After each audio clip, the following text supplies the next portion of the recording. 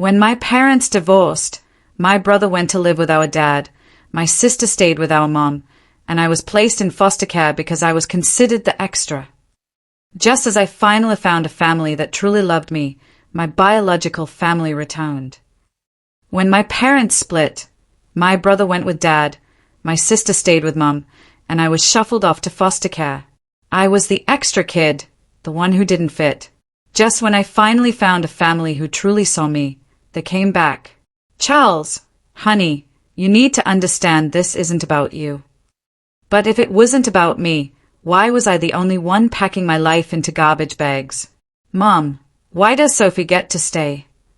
Because the court decided.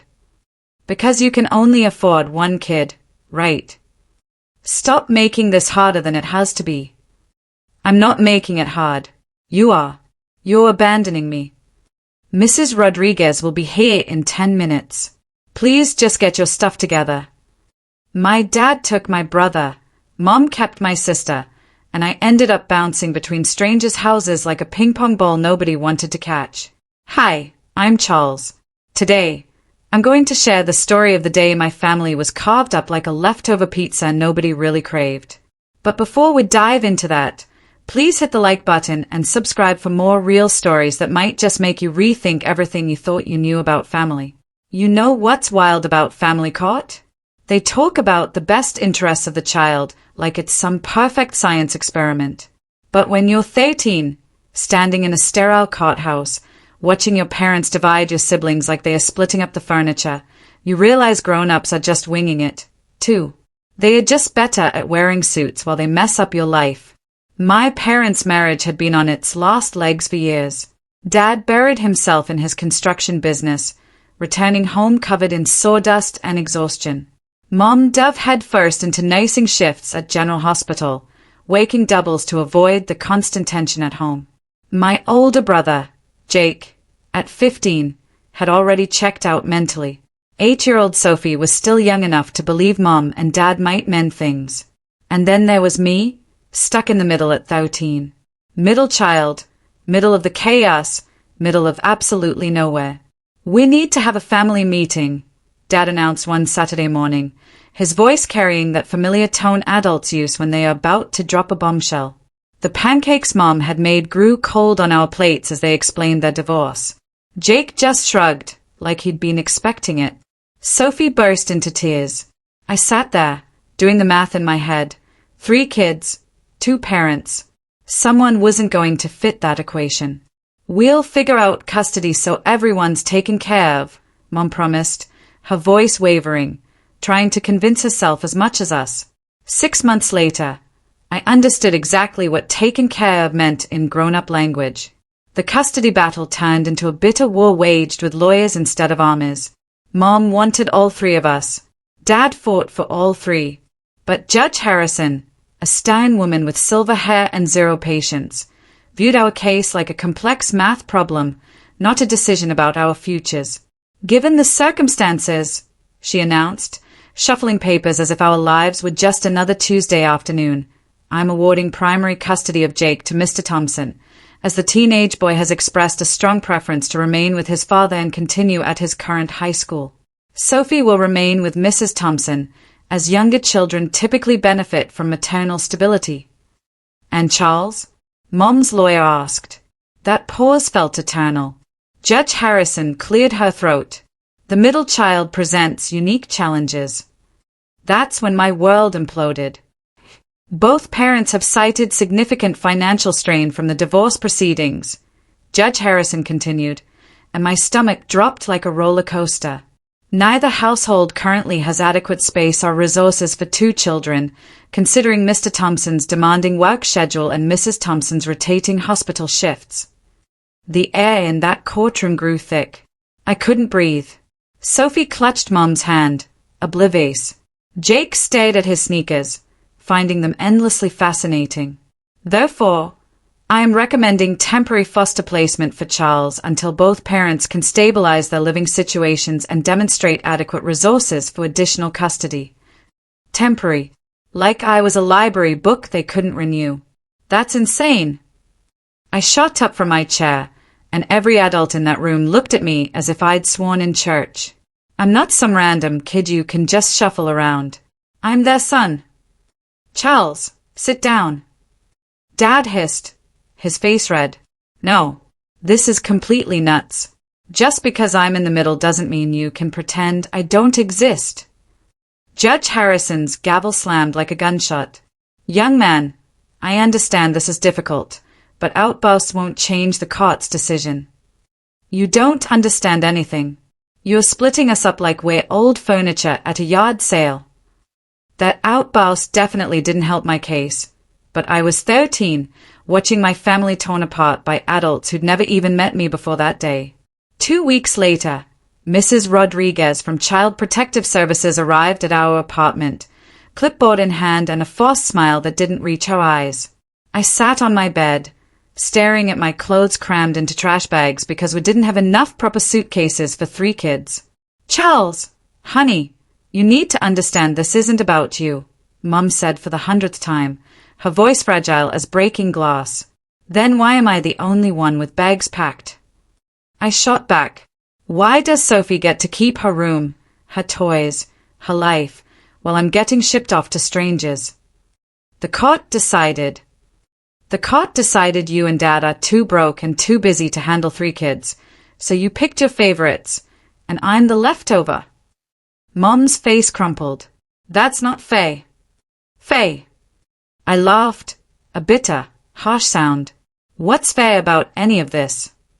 I looked at Jake, hoping my big brother would finally speak up for me. He just kept scrolling through his phone as if I were already gone. Sophie cried in the living room, probably not even understanding why her big brother was leaving. And my parents, they looked relieved.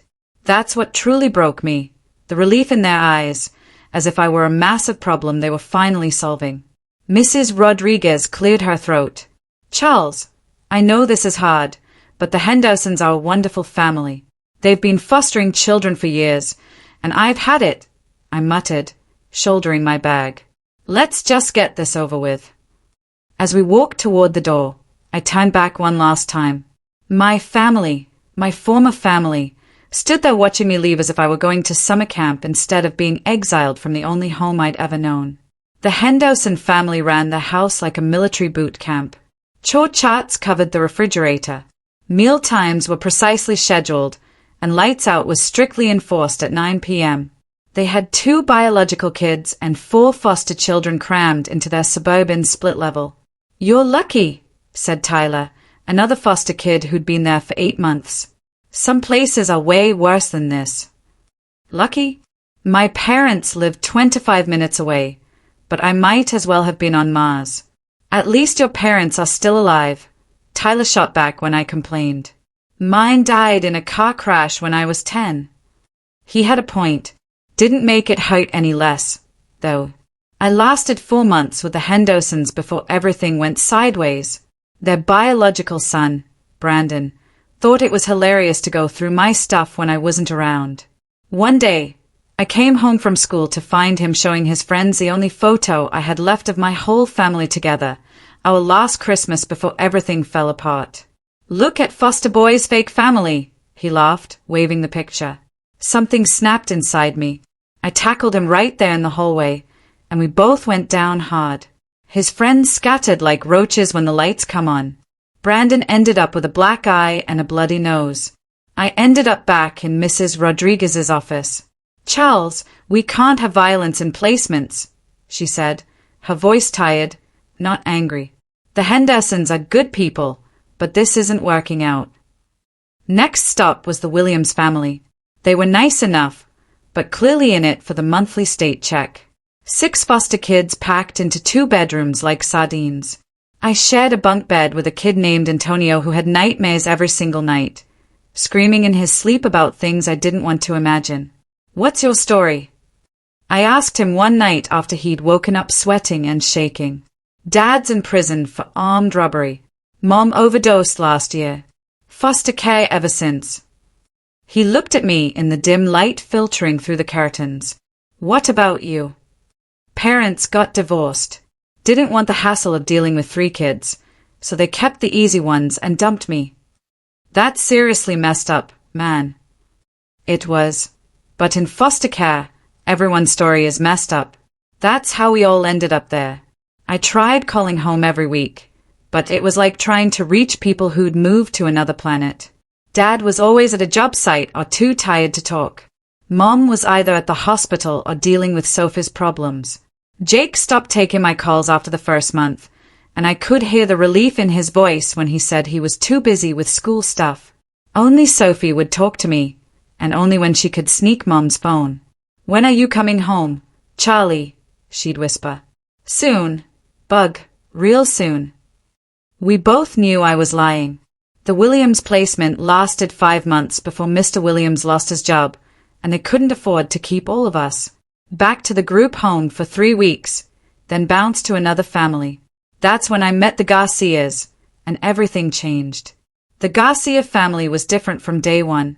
Dr. Garcia worked as a pediatrician at Children's Hospital, and Mrs. Garcia taught 4th grade at Lincoln Elementary.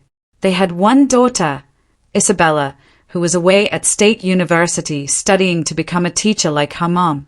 "We know this is incredibly difficult," Mrs. Garcia said on my first night, sitting on the edge of the bed in what she called my room, not the foster room or the spare room, but my room. "We're not trying to replace your family.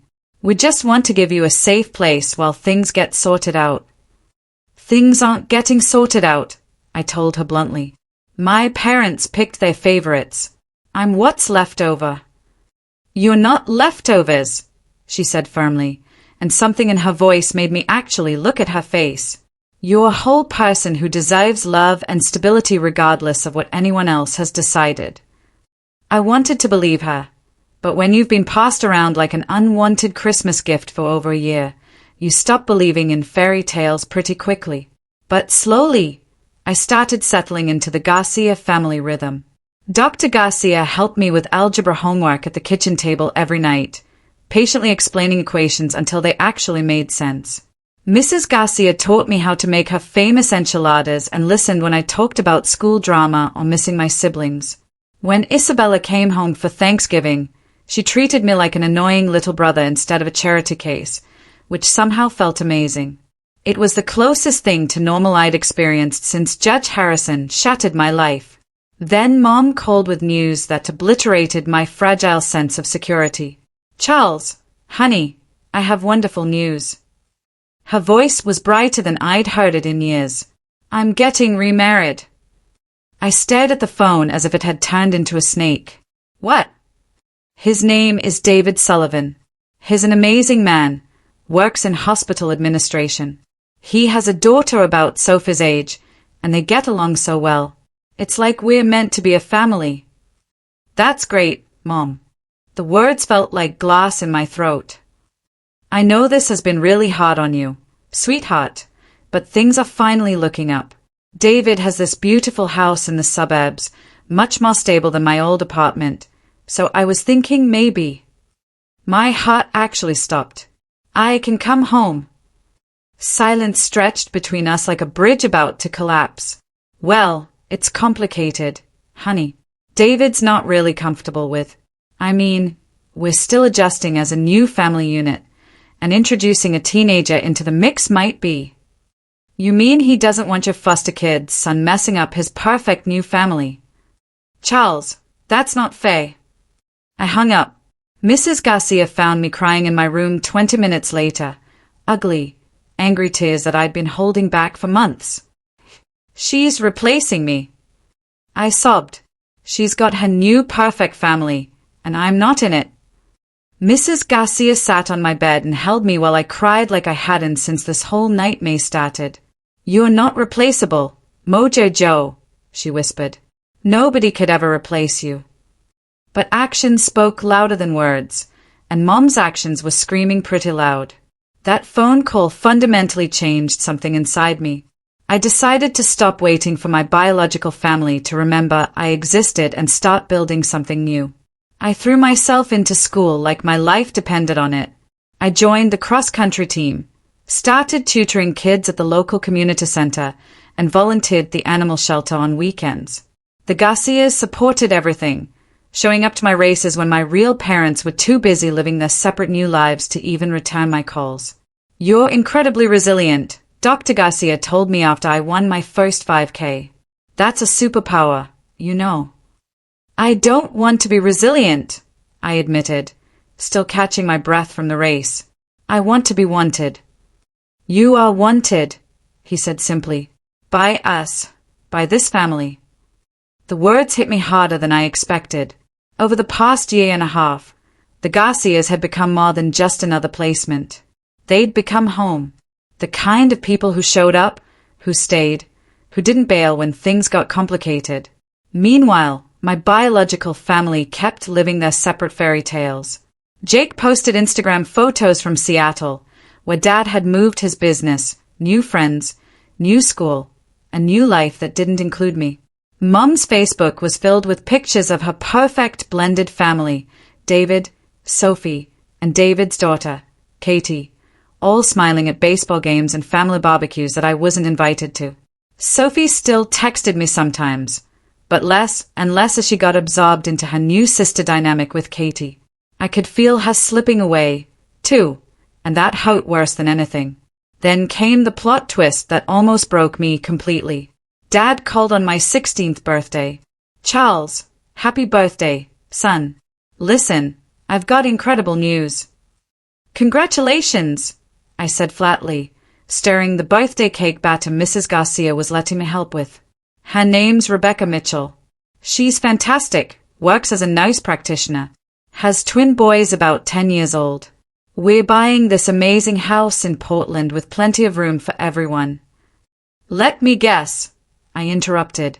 Not enough room for me, though. Silence on the other end. Then, well, Rebecca feels that introducing a teenager into the family dynamic might be disruptive to the boys' adjustment. Right. Disruptive. That's what I am. Don't be like that, Charles.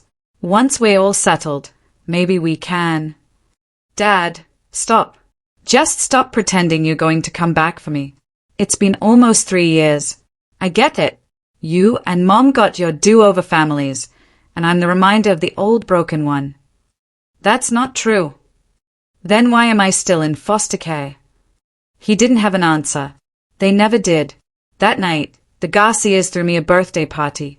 Nothing fancy, just cake, a few friends from school, and people who actually cared that I'd made it another year. Simple, but they were present. That's all I'd ever really wanted. Charles, Mrs. Garcia said that evening, we need to talk to you about something. My stomach dropped. Even the good placements ended eventually. I braced myself for another goodbye. We've been discussing this for months, Dr. Garcia continued. And if you're interested, we'd like to adopt you. The words didn't register at first. What? We know you're not a little kid anymore, Mrs. Garcia said quickly, probably seeing the shock on my face. You'll be 18 in 2 years, but we want you to know that this is your permanent home if you want it to be. But I'm not Hispanic. I'm not really yours. Dr. Garcia leaned forward. Family isn't about blood, Charles. It's about who shows up consistently. We've been showing up for a year and a half. We want to keep showing up forever. Your parents have already signed the paperwork, Mrs. Garcia added gently. They agreed it was in your best interest. Of course they did. The final abandonment, wrapped up neat and legal. But looking at the Garcias, really looking at them, I realized something important. This wasn't abandonment. This was freedom. Freedom from waiting for people who were never coming back. Freedom to accept the love that was actually being offered. Yes, I said, my voice cracking. Yes, I want that more than anything. The adoption was finalized 4 months later. My biological parents didn't attend the hearing, too busy with their new lives. Jake was swamped with college applications. Only Sophie sent something, a handmade card covered in glitter and stickers that said, "Congratulations on your forever family. Love your sister always." I still have that card tucked in my wallet. Life with the Garcias, my parents now, wasn't perfect. I had anger issues that didn't magically disappear with legal papers. Abandonment trauma surfaced at weird times, like when they went out for dinner without me or when Dr. Garcia worked late at the hospital. I pushed them away constantly, testing whether they'd leave, too. They never left. Not through therapy sessions where I raged about my biological family. Not through nightmares about being unwanted. Not through the times I deliberately acted out just to see if there was a limit to their patience. I graduated high school with honors. The Garcias were in the front row, cheering louder than anyone. My biological parents sent graduation cards with $20 bills inside. Jake texted, "Congrats, bro." But Sophie came. She snuck away from Mom's perfect family to watch her middle brother walk across the stage. "I missed you so much," she whispered during our hug afterward. "Missed you too, Bug. Are you happy with them?" She looked at the Garcias, who were holding balloons and flowers with my name on them. "Yeah," I said, watching my chosen parents beam with pride. "I really am." College brought new challenges and opportunities. I studied social work, surprising absolutely nobody who knew my story. The Garcias supported me through every semester, every doubt, every success. Isabella became the sister I chose, teasing me about girlfriends and helping me write essays for grad school applications. "You know what you are," she said during one of our late-night study sessions. "You're not adopted, you're selected. Mom and Dad chose you out of everyone they could have helped." It was a beautiful way to think about it. During my junior year, the phone call I'd been half expecting finally came. "Charles." Mom's voice was smaller than I remembered. "I need to talk to you." "David left," Mom said without preamble. "The divorce was finalized last month. And Sophie, she's really struggling. She keeps asking about you constantly. And I realize, God, Charles, I realize I made terrible mistakes, huge ones. I thought I was doing what was best for everyone, but I was just doing what was easiest for me. It took you 7 years to figure that out. I'm sorry. I'm so incredibly sorry. Is there any chance we could start over, build some kind of relationship?" I thought about it, really considered it. The 13-year-old inside me wanted to scream yes, to run back to the mom who had chosen convenience over my existence. But the 20-year-old knew better. "We can talk," I said finally. "But I have parents now. They were there when you weren't. That's not changing." "I understand," she whispered. We did talk, slowly, carefully, like strangers learning each other's language. I reconnected with Sophie, who is now 15 and dealing with her own abandonment issues after David bailed on their perfect family. I became the big brother she needed, the one who understood what it felt like to be disposable. Dad reached out too, after his second marriage imploded. Funny how people remember you when their new families fall apart. Jake and I grabbed coffee when he was in town for the holidays. Awkward, but civil. "I should have fought for you," he admitted, staring into his latte. "I was 17 and selfish and scared, but that's no excuse." "We were all scared," I said. "Difference is, I didn't get a choice about facing it." "Do you hate us?" "No," I answered honestly. "I don't hate you. You're strangers who happen to share my DNA. The Garcias are my parents." He nodded sadly. "I guess we earned that." They had. Now I work at a group home for teenagers in foster care. Kids like Antonio and Tyler, like I had been, lost, angry, convinced they were unwanted and unwantable. Nobody adopts teenagers. One kid, David, told me bitterly. "We're too old, too damaged." "I got adopted at 16, I told him. "By parents who saw me, not my baggage." "Yeah, right. Where were your real parents?" "Building their new families without me. But you know what? Their loss. I ended up with parents who chose me on purpose, not by biological accident. It wasn't the comfort he wanted, but it was the truth he needed. The Garcias come to my apartment every Sunday for dinner. We cook together, Mrs. Garcia teaching me family recipes while Dr. Garcia tells absolutely terrible dad jokes. Isabella brings her fiancé now, and they're talking about kids. I'm going to be an uncle, a real one. You'll be a wonderful tío, Mrs. Garcia says, using the Spanish word for uncle that feels more natural than English. Now you understand what it means to be chosen family. That's the most important kind. She's right. I was the leftover kid, the one who didn't fit in either parent's new life. But I became the chosen son, selected by people who didn't have to love me, but decided to anyway. My biological parents taught me that family can leave. The Garcias taught me that family can also arrive, unexpected, imperfect, and absolutely perfect for you. Thanks for watching. Please like, subscribe, and share.